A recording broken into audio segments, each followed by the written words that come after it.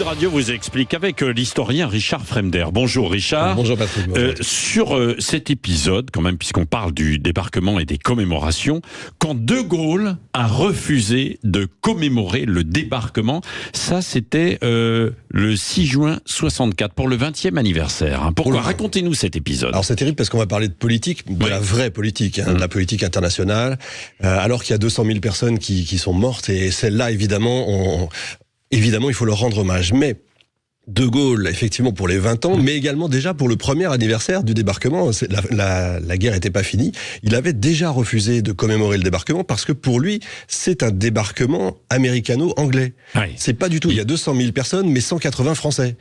Et il faut voir quand même qu'il a été prévenu, lui, 2 jours avant le débarquement. Il était à Alger, en Algérie. Il a été appelé par les services de Churchill, et il a dû aller en avion dans le train de Churchill, puisque se déplaçait en train. Et comme il le dit d'ailleurs, comme si j'étais un valet appelé par le châtelain. Il a dit, la France a été prise comme un paillasson. Et ça, il le refuse. Je vais dire un gros mot, c'est la souveraineté. Depuis toujours, De Gaulle a voulu la souveraineté de la France. Et là, il dit, on a été écartés. On nous a marché dessus. Et c'est pire que ça. Les Américains sont venus, évidemment pour libérer l'Europe, mais surtout pour mettre en coupe réglée la France, c'est-à-dire en gros comme ce qu'ils avaient fait en Italie, comme ce qu'ils allaient faire en Allemagne, c'est-à-dire en gros, ils arrivaient avec leur préfet quasiment déjà prêt, la monnaie de la Mgote, une fausse monnaie, comme dira De Gaulle, tout était prêt pour une nouvelle administration, une nouvelle occupation du pays, il le dit directement. Oui. C'est fort, parce qu'en même temps, ça a permis quand même cette libération. Évidemment, mais il faut voir que les Américains avaient prévu d'aller le plus vite possible chercher les V1 et les V2 en Allemagne, pas du tout libérer Paris, par exemple. Oui, c'est ça. De Gaulle, lui, il voulait mettre en avant la résistance française. Oui, c'est vrai, parce qu'encore une fois, on commémore effectivement les 200 000 personnes, les 200 000 soldats qui sont morts sur les plages, mais il y a eu toute la résistance derrière qui a permis énormément de choses, faut pas l'oublier. Et lui préférait commémorer, par exemple, le débarquement en Provence. Là, il y avait des Français.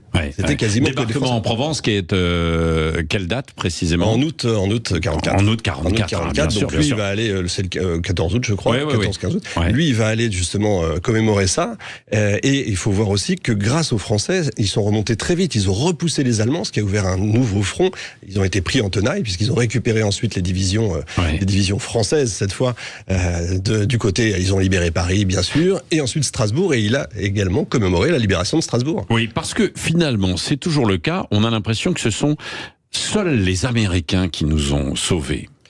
C'est un peu le cas quand même. Le plus gros du contingent, c'est quand même les Américains, le plus gros du contingent. Mais de l'autre côté aussi, il y a avait l'autre front à l'Est. Et c'est ça parce que là, on le disait tout à l'heure, il n'y aura pas les Russes aujourd'hui.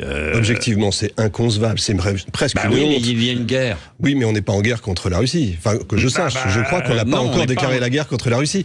S'il n'y avait pas eu Staline qui disait il faut absolument ouvrir un second front de l'autre côté parce que nous, sinon, on va perdre, il n'y aurait jamais eu de débarquement en Normandie, puisque les Américains voulaient débarquer plutôt dans le nord du côté de la Norvège. Donc il n'y aurait pas eu ça. Faut pas oublier ça quand même. Ces gens-là se sont battus. Je reviens pas sur le fait d'inviter l'Ukraine, dont la moitié du pays a quand même été, je vais pas revenir sur les exactions épouvantables, ils ont quand même accueilli les nazis avec des fleurs et en créant des arcs de triomphe. Bien sûr. Donc faut pas oublier ça. De Gaulle, lui, s'est battu pour la souveraineté de la France.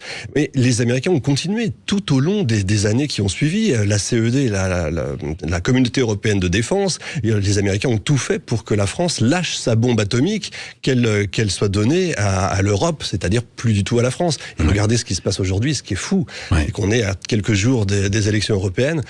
Et on a complètement oublié tout ça. Tout ça, bien sûr. Et cette relation qui était finalement très ambiguë, quoi. D'ailleurs, et Churchill, vous le racontez, vous connaissez ça par cœur puisque vous êtes historien. Churchill qui aurait dit justement Churchill, donc l'anglais, le britannique, qui aurait dit à De Gaulle lors d'une conversation qui était difficile à ce moment-là. De Gaulle, dites-vous bien que quand nous aurons à choisir entre les Français et les Américains, nous préférerons toujours Les Américains, ça c'est vrai? Bien sûr, il a toujours dit ça. Il a toujours dit, nous préférerons toujours nous tourner vers l'Atlantique plutôt que sur l'Europe. Après, on s'étonne que De Gaulle n'ait pas voulu des Anglais dans l'Europe. On comprend pourquoi. Les rapports étaient houleux entre deux énormes monstres absolus, à la fois de politique, de vision, etc. On peut quand même dire aussi que c'est grâce à Churchill qu'on est là aujourd'hui, parce que c'est quand même le grand homme aussi de la Deuxième Guerre mondiale. Sans lui, sans sa résistance, sans tout ce qu'il a fait, évidemment, c'est important. Ce qui est amusant aussi, c'est de se dire que De Gaulle a fait ses premières armes militaires sur le sol ukrainien. Ah bon? Oui, sa jeunesse, il l'a passé là-bas. Il s'est battu en Ukraine. C'est marrant. Donc voilà l'histoire.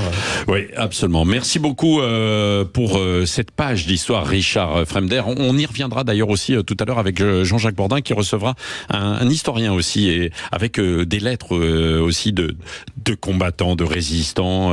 C'est Jean-Pierre Guénaud, l'historien, qui sera avec Jean-Jacques Bourdin tout à l'heure à 8h30. Et vous pouvez réagir bien sûr 0826 300 300 et nous appeler. 7h51 dans un instant, le résistant Guy Carlier.